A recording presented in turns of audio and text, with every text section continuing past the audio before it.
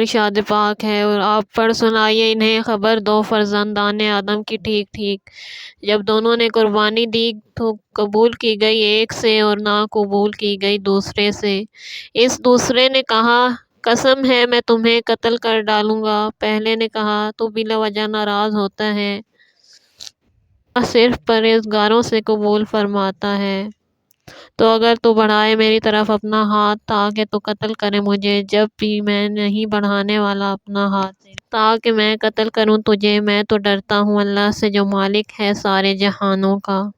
حضرت عبداللہ بن عباس سے روایت ہے، فرماتے ہیں حضرت آدم علیہ السلام ہر جوڑے کے بچے کی دوسرے جوڑے کی بچی سے شادی کرتے تھے۔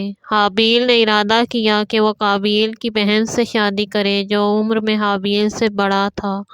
قابیل کی جڑواں بہن بہت خوبصورت تھی۔ قابیل اس قانون کو توڑ کر خود اپنی جڑواں بہن سے شادی کا خواہش مند تھا۔ حضرت آدم علیہ السلام نے اسے حکم دیا کہ اپنی بہن کی شادی حابیل سے کر دے، لیکن اس نے انکار کر دیا۔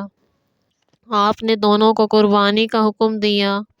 حضرت آدم علیہ السلام مکہ مکرمہ میں حج کرنے گئے تو آسمانوں کو کہا کہ اس کے بیٹوں کی حفاظت کریں، لیکن انہوں نے انکار کر دیا۔ آپ نے زمین اور پہاڑوں کو کہا کہ اس کے بیٹوں کی حفاظت کریں، لیکن انہوں نے بھی انکار کر دیا۔ قابیل نے اس ذمہ داری کو قبول کر لیا۔ جب حضرت آدم علیہ السلام حج کو چلے گئے تو دونوں نے قربانی کی۔ حابیل نے ایک موٹا جوان بکرا ذبح کیا کیونکہ وہ بکریاں چرایا کرتا، اور قابیل نے اجناس کا ایک ڈھیر قربانی کے طور پر پیش کیا۔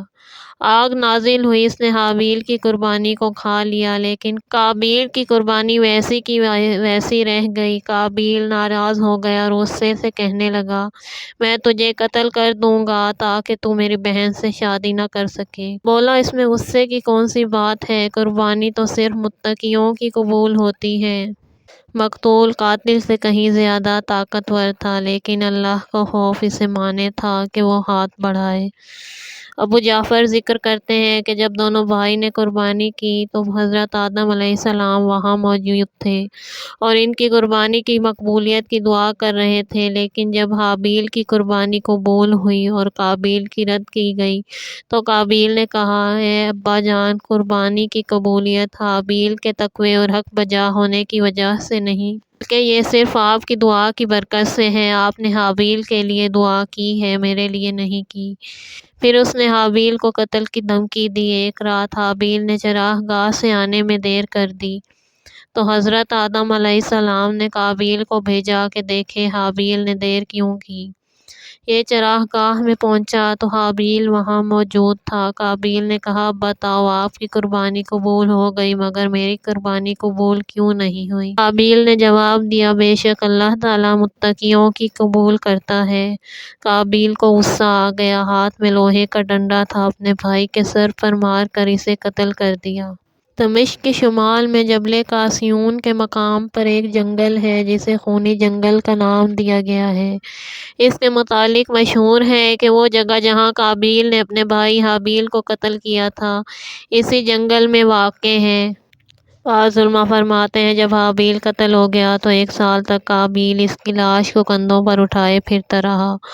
بعض کہتے ہیں کہ 100 سال تک لاش کو اٹھائے پھرتا رہا، حتیٰ کہ اللہ نے 2 کوے بھیجے۔ کہتے ہیں کہ وہ دونوں کوے سگے بھائی تھے، دونوں قابیل کے سامنے لڑے، ایک نے دوسرے کو قتل کر دیا۔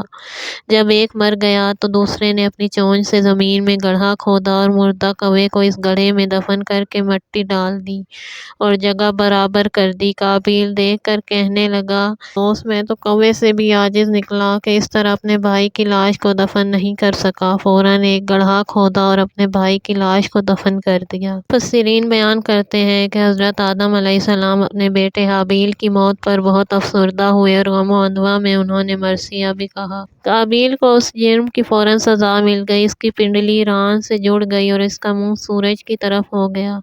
جس طرح سورج گھومتا قابیل خود بخود گھوم جاتا، چونکہ اس نے حسد کیا، اپنے بھائی سے خواہ مخواہ دشمنی کی اور اس کے قتل میں اجلت سے کام لیا، اس لیے اسے فوراً اس جرم کی سزا دے دی گئی۔ حدیث میں ہے، بغاوت اور قطع رحمی سے بڑھ کر کوئی گناہ ایسا نہیں جو اس بات کے لائق ہو کہ اس کی سزا اللہ تعالیٰ فوراً اسی دنیا میں ہی دے دے۔